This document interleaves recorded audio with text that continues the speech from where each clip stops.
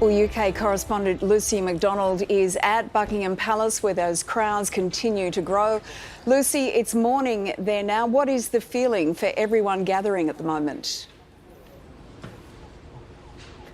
Well, I think it's still a sense of shock and disbelief. We heard the news yesterday evening, and although despite the Queen's age and we knew she'd had health problems, everyone was just massively shocked because it seemed to happen so quickly. And I feel that mood is still very evident this morning.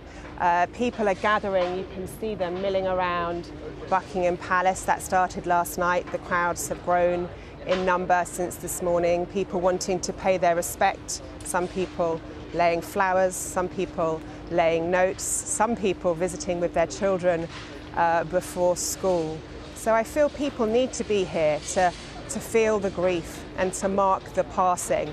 I found it very strange walking up and seeing that balcony, which of course we've seen the Queen on for many years, and all those national moments, and that really made me remember exactly what had happened. We've heard from King Charles, I have to get used to calling him King Charles, that there's going to be a national period of mourning from today until 7 days after the funeral. So I think it's just really sinking in here what's happened and the magnitude of that. Lucy, as the Queen aged, particularly as her health turned somewhat, it was not uncommon to hear people say, look, I can't really imagine life without the Queen, particularly in Britain. Does it feel any different today? Well, I think, naively, I think we all knew that this day would come, but at the same time, we never really believed it would come because she seemed to go on forever. I mean, she was 96, she was on the throne for 70 years, 15 prime ministers, one queen. So it does feel like a really big moment. We've got the newspapers here, the Daily Mail, our hearts are broken, how to find the words. Our grief is 100 different emotions, all of them hard to grasp. And then we've got the Sun. We loved you, ma'am. We were proud you were our Queen. So it does feel a really terrible moment. And of course, against the backdrop of what's happening politically and economically here in the UK. So King Charles has a big job ahead to cement himself as king and to continue that tradition of the monarchy. And Lucy, as much as this is a global moment, it's made the front pages of newspapers around the world, this is also a deeply personal moment for the family. Do we know their plans at this stage?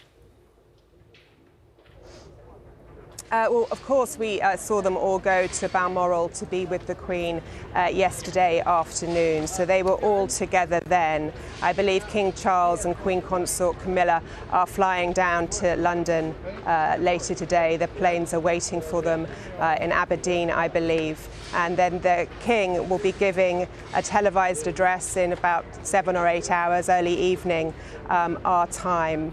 I think in about 4 days he will begin a tour of the 4 nations of the United Kingdom. He'll be meeting the Prime Minister, Liz Truss, later today. So he will be having to balance the ceremonial duties of being king with his very private grief. So there will be that balance of public ritual and private mourning. Lucy, obviously in Australia we're paying tribute. The Queen is our head of state. But in the UK, I think it is almost taking place on another level altogether. To what degree has Britain stopped? Well, the roads were busy this morning as I came here. I mean, people have gone to work, but there were these giant electric billboards with the portrait of the Queen on them, which I think gave everyone pause for thought. There have been cancellation of the last night of the proms, for example, cancellation of sporting events this weekend. I think we're waiting to hear about football matches. There were strikes, postal and transport strikes planned. They've been called off. I think the funeral, we think it's going to be on Sunday the 18th, 10 days after the Queen died. I don't think that has been confirmed by the palace yet. There might be a national day of mourning, a bank holiday for people to remember the Queen and take that moment to reflect and remember on her legacy. As we can see from those images, Lucy, that we were just running, you can see people's disbelief. I think there's this period of not quite believing the woman who has always been there is now gone. Lucy, we'll check back in with you a little later in the show.